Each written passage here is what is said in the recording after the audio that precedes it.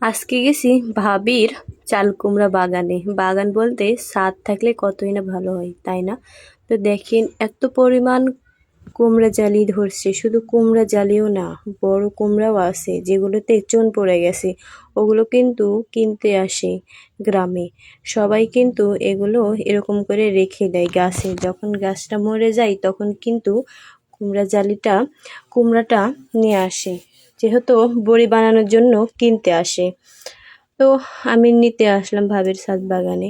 নিতে এসে তো দেখলাম সব কেবল ধরিচ্ছে আর চুন পড়ে গেছে। ওগুলো তো মাছ দিয়ে ঝোল করলে সেই খেতে ভালো লাগে।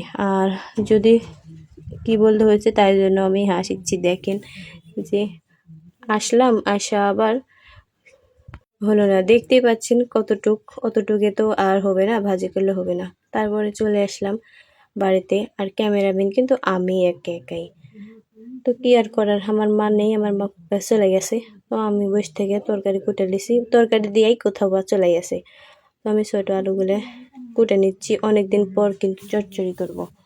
তো এই তো দেশি ছোট আলু অনেকদিন পরে রাহাতের আব্বু বাজার থেকে কিনে এনেছে। কেউ কিন্তু নেই বাড়িতে, কিন্তু আমি একাই আর কি। রাহাতও সেই সকালবেলা উঠে চলে গেছে। সাথে আছে এই তো দেশি ছোট আলু আর পেঁয়াজ। আর এই তো ফাঁকা অবশ্যই দেখতে পাচ্ছেন। আমি সবসময় এক সালিতেই কুটা বাছা করি। তা আম্মা চলে আসলো, আমি জোগাল দিয়ে দিলাম, পরিষ্কার করে দিলাম তরকারি ধুয়ে টুয়ে। তারপরে আম্মা ভাত উঠিয়ে দিছে।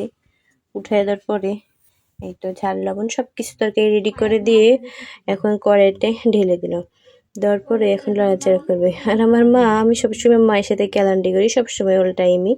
তো তারপরে দেখেন আমি মাছটাও দিয়ে দিলাম। মাছটা কালকে পেটি খসে একবারে অল্প হয়ে গেছে। তো দেখেন আমার কিন্তু রান্না বাড়া শেষ। আর কেমন হয়েছে চচ্চড়ি অবশ্যই জানাবেন।